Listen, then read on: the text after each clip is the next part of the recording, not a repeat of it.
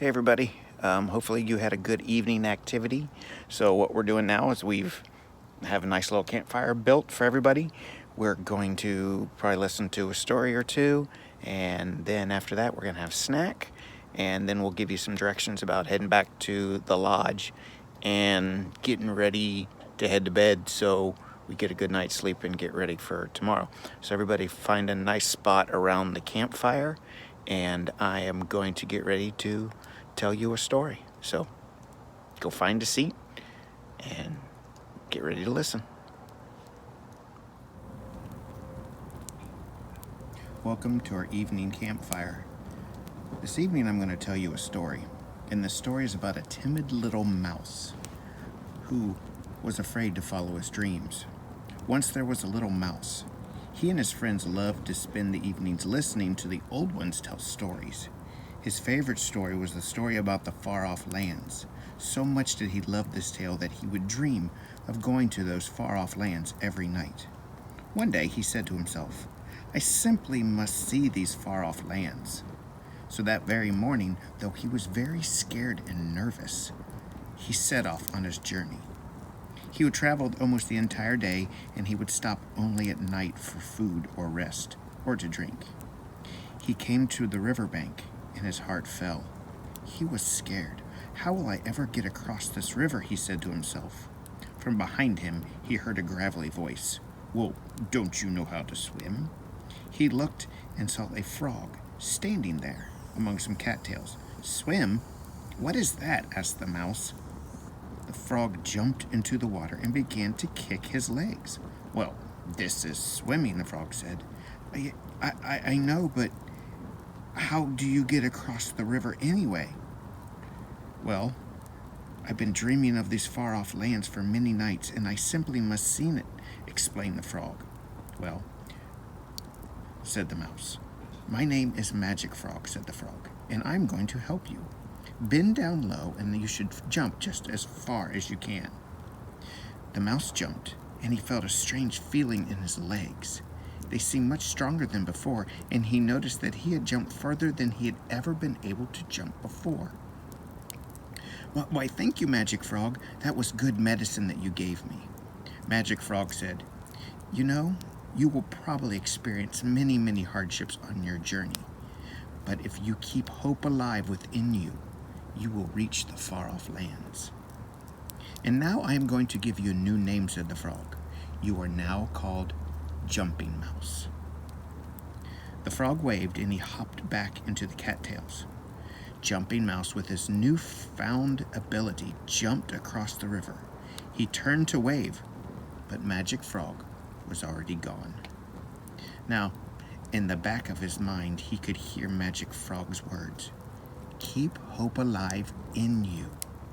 Jumping Mouse continued on until nightfall, then dug a hole and went to sleep. The next day, Jumping Mouse had reached a prairie. He was walking along and saw a huge boulder ahead. But as he got closer, he realized that's not a boulder, but a large buffalo laying upon the ground. My friend," said Jumping Mouse, "why are you lying there like you are dying?" I am dying," said the buffalo. "I drank some poisoned pool of water, and now I have lost my sight. I cannot find the cool waters to drink and the sweet grass to eat. I'm lying here to wait for the end."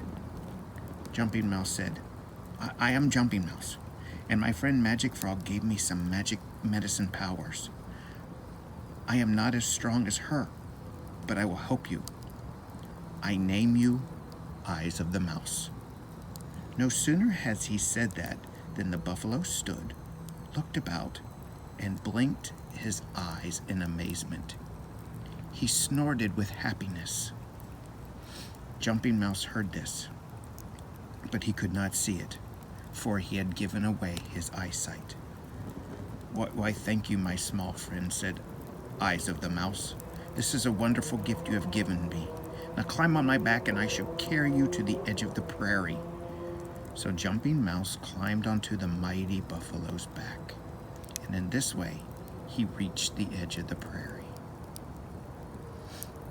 When they arrived, Eyes of the Mouse said, I am a creature of the prairies, so I must stop here, my friend. How will you make it over the mountains if you cannot see? Jumping Mouse said, there will be a way. I have the hope alive within me. So he waved goodbye to Eyes of the Mouse and turned towards the mountain. He walked away, and when night fell, he dug a hole and went to sleep. Jumping Mouse awoke with the sun and felt his way along the mountain path, sniffing for and occasionally nibbling on small grasses.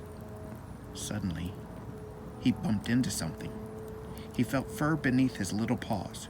He sniffed and realized that he had just stumbled upon a wolf. Hello, I am Jumping Mouse. Who are you? Well, I am a wolf, the wolf replied. Jumping Mouse asked, well, why are you just sitting here in the middle of the path? The wolf sighed. I was once a very proud creature with a good sense of smell, but because I was too proud, I have had this gift taken away.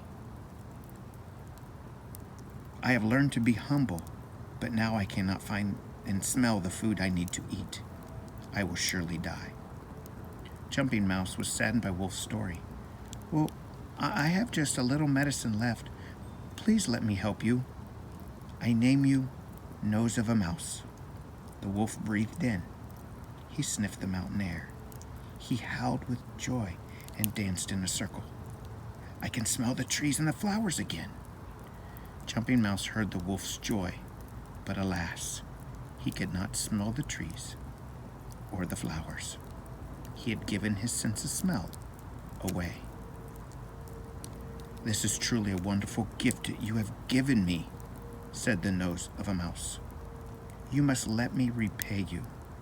Climb onto my back and I will carry you over the mountains to the far-off lands. Jumping Mouse was carried over the mountains, and soon his wolf friend knelt down so he could carefully climb down. Little friend, I am a creature of the mountains, so I cannot go on. But you, how will you get along, not being able to see or to smell? Jumping Mouse said, where there is a way, hope is alive within me. The two said goodbye, and Nose of a Mouse trotted back into the mountains. I am here at last, said Jumping Mouse. I hear the leaves rustle through the trees. The sun warms my body. I feel the wind. But I will never be as I was. What am I to do? Jumping Mouse began to cry. Jumping Mouse, he heard a gravelly voice. Magic Frog? Is that you? Yes, my friend, it is Magic Frog. You have suffered greatly on your long journey and experienced many hardships. But it was your unselfish heart and your generosity that helped bring you here. You have nothing to fear, my little friend. Next, Magic Frog said, Jump. Jump high, Jumping Mouse. Jump high. Jumping Mouse leapt straight up, and he felt himself changing. His paws stretched out and became very powerful. He moved them up and down, and soon he was feeling the wind streaming over him and under him. He looked down and could see the mountains far below. He breathed in. He could smell the pines and the earth. From far below, he heard Magic Frog calling, Jumping Mouse, I give you a new name. You are now called Eagle, and you will live in the far-off lands forever. That's the story of Jumping Mouse. And I guess the moral or the theme of this is that if you have hope and you help others, that you can follow your dreams and you can do and become like an eagle. You can soar and become whatever you want to be. Hopefully you enjoyed this story, this Native American tale of Jumping Mouse, tale of hope, a tale of kindness, and you enjoyed our campfire this evening. We're going to follow it up with a snack, and then we are going to get ready to head to bed. hopefully you guys had a great day, had a fun day. You enjoyed all the different lessons and all the different experiences that you've had so far at camp. Don't worry, we got a whole another day to go. So you need to make sure that after you have your snack, you head back. Some of you are going to shower, or some of you are going to get ready for bed, and you listen to your counselors, you listen to the parents, and that you get a good night's sleep, because some of you are going to be getting up early and going fishing at 6 o'clock. Others of you will be getting up close to 7. Breakfast is at 8. And then by 10 o'clock, we start off on our next set of classes. So everyone needs to make sure that you get a good night's rest. All right? So let's get ready for snack.